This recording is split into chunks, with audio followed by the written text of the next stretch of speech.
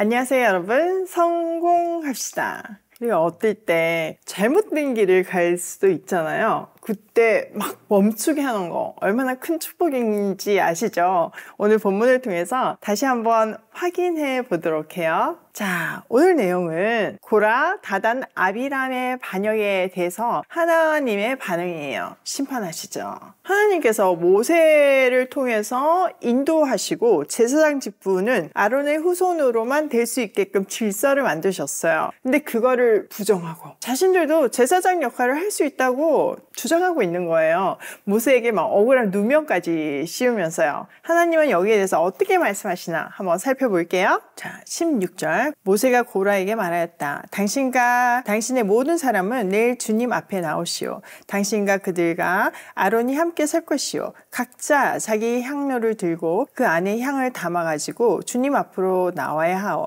각자가 향로를 가지고 오면 향로는 모두 250개가 될 것이오. 당신과 아론도 각자 향로를 가져와야 하오. 그래서 각자 자기 향로를 가지고 와서 거기에 불을 피우고 그 안에 향을 넣어서 회막 어귀에 섰다. 모세와 아론도 함께 있었다. 고라는 온 회중을 모두 회막 어귀에 모아 두 사람과 대결하게 하였다. 자, 모세는요, 고라에게 그의 추종자들과 함께 각기 자기 향로를 들고 하나님 앞으로 나오라고 말했어요. 이것은 하나님께서 이 상황을 직접 판단하실 것이다. 그리고 결론을 내주실 것이다. 라는 것을 말하는 것으로 이건 단순한 인간의 논쟁이 아니라 영적 대결이라는 것을 말해주고 있는 거죠. 사실 이거 우리 현장에서 많이 느끼는 거잖아요. 사실 어떤 일들을 보면 이렇게 앞에 표면적인 것은 그냥 뭐 도전하는 거고 뭐 모함하는 거고 위협하는 거일 수 있지만 뒤에서 보면요, 영적 대결이에요. 특별히 중요한 일을 앞두고 막 그런 경우 정말 많잖아요.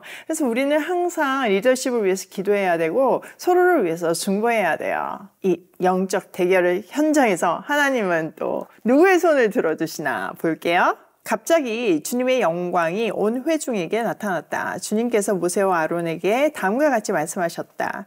너희는 이 회중에게서 따로 떨어져라. 내가 그들을 순식간에 없애버리겠다. 그러자 모세와 아론이 땅에 엎드려 부르짖었다. 하나님, 모든 육체에 숨을 불어 넣어주시는 하나님, 죄는 한 사람이 지었는데 어찌 온 회중에게 진노하십니까? 주님께서 모세에게 말씀하셨다. 너는 회중에게 고라와 다단과 아비람의 거처 가까이에서 떠나라고 하여라. 자, 주님의 영광이 온 회중에 나타나셔서 이 일에 관여하시겠다는 것을 다 눈으로 확인하게 하시죠. 그때 하나님은 모세와 아론에게 모든 반역자들을 다 멸하겠다고 하세요. 사실 리더십이 있기는 하지만 지금 온 백성이 가담을 한 거잖아요. 휩쓸려 갔으니까요. 거기에 대해서 모세와 아론은 땅에 엎드려 부르짖죠. 하나님, 백성 전체가 죄를 지은 게 아니라 지금 한 사람 때문에 이 일이 벌어졌습니다. 생명을 주시는 하나님, 이 백성을 살려주세요. 백성을 위해서 진짜로 진심으로 중보해요. 모세와 아론의 위대함을 여기서 또 느낄 수 있죠. 우리는 누군가 우리를 막 미워하면 엄청 속상해하고 얄미워하잖아요. 하나님 벌 내려주시면 너무 감사하겠죠. 그런데 모세와 아론은 그렇지 않아요. 지금 이 수많은 백성이 물론 그들에게 가담은 하고 있지만 그게 그들의 연약함에서 나왔다는 것을 정확하게 이해하고 있었어요. 그래서 그 연약한 그 백성들을 어미가 자기 자식을 싸고 도는 그 마음으로 하나님께 중보하는 모습이 진짜 감동이죠. 우리도 이런 모습으로 우리를 공격하는 사람들을 품으면 좋겠어요. 자, 25절. 모세가 일어나 다단과 아비람에게로 가니 이스라엘 장로들도 그를 따랐다. 그는 회중에게 경고하였다. 당신들은 이 악한 사람들의 장막에서 물러서시오. 그들에게 딸린 어느 것 하나도 건드리지 마시오. 건드렸다가는 그들의 죄에 휘말려 함께 망할 것이요. 그러자 회중은 고라와 다단과 아비람의 거처 주변에서 물러섰다.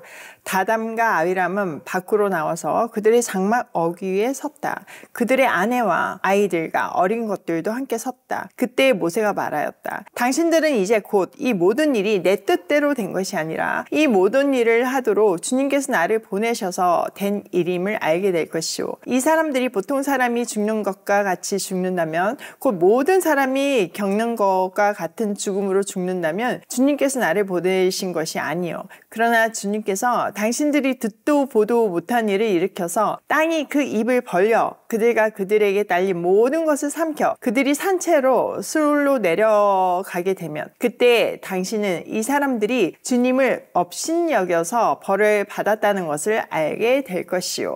자, 모세는요 지금 이 주동자들 그들에게서 떨어지라고 백성들에게 경고해요. 그러면서 그들이 정상적인 죽음을 맞게 되면요 주님께서 자신을 보낸 게 아니래요. 그런데 듣도 보도 못한 정말 하나님의 심판으로 그들이 죽게 된다면 하나님이 자신을 보내셨다는 것을 증거하는 거래요. 모세는 한치의 망설임도 없이 단호하게 얘기하잖아요. 그의 태도에서 그의 지도력은 하나님이 주신 권위라는 것을, 하나님의 뜻이라는 것을 스스로 확신하고 있다는 것을 느낄 수 있어요. 또 백성들에게 반역자들의 특별한 죽음을 예고함으로써 하나님의 권위가 어디 있는지를 분명하게 보여주려고 했죠. 그러니까 자기가 뭔가를 해결하는 것이 아니라 하나님께 온전히 그것을 맡기고 신뢰하는 태도를 우리는 볼 수 있어요. 진짜 이건 우리가 배워야 하는 태도죠. 그러니까 웬만한 확신이 없으면 그러니까 이렇게 말할 수 없잖아요. 하나님이 자기랑 함께 하시고 하나님이 주신 권위라는 확신이 있기 때문에 그걸 남용하지도 않고 정말 제대로 쓰려고 노력하고 있어요.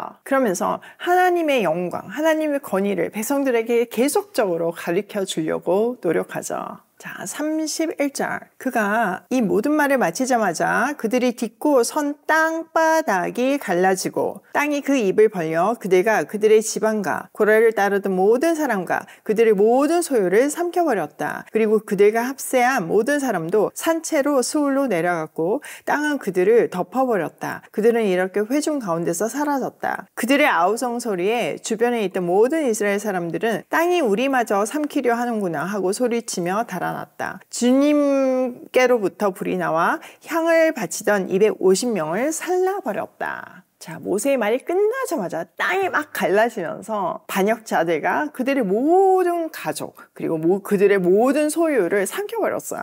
또 주님으로부터 불이 나와서 반역에 동참하는 그 250명의 리더십들도 살라버렸죠.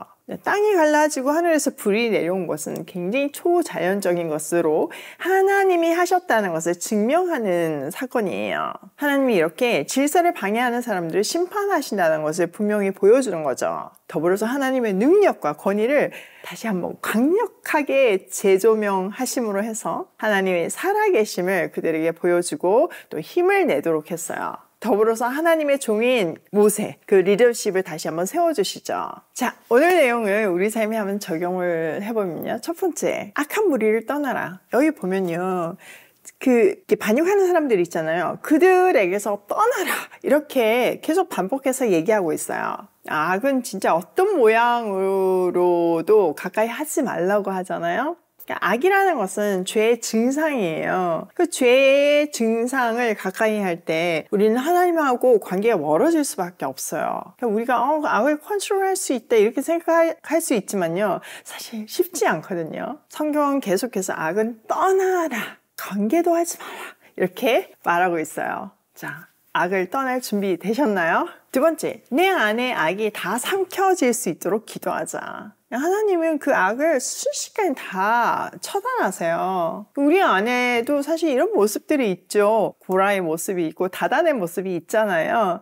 하나님께 우리는 이런 그 악한 모습들 다 삼켜달라고, 다 성령의 능력으로 사라질 수 있게 해달라고 기도해야 돼요. 세 번째, 심판은 또 다른 시작이다. 자, 이렇게 심판하심으로 해서 그 수많은 사람들한테 경고가 됐고 또 회개하는 기회가 됐겠죠. 하나님이 어떤 분이신지를 분명하게 알게 되고 자기를 새롭게 돌아보는 계기도 됐을 거예요. 그렇게 함으로 이제 다시 마음을 새롭게 해서 하나님께 더 가까이 갔겠죠. 그러므로 심판은 물론 너무 무섭고 피해야 하는 것이기는 하지만요. 하나님의 또 다른 사랑의 표현이에요. 자녀를 포기할 수 없어서 그런 회초리를 드시는 그 아버지의 마음을 우리는 이해해야 하는 거죠. 심판은 또 다른 시작임을 기억하면서 하나님이 경고하실 때 얼른 제정신 차리며 고고싱해요.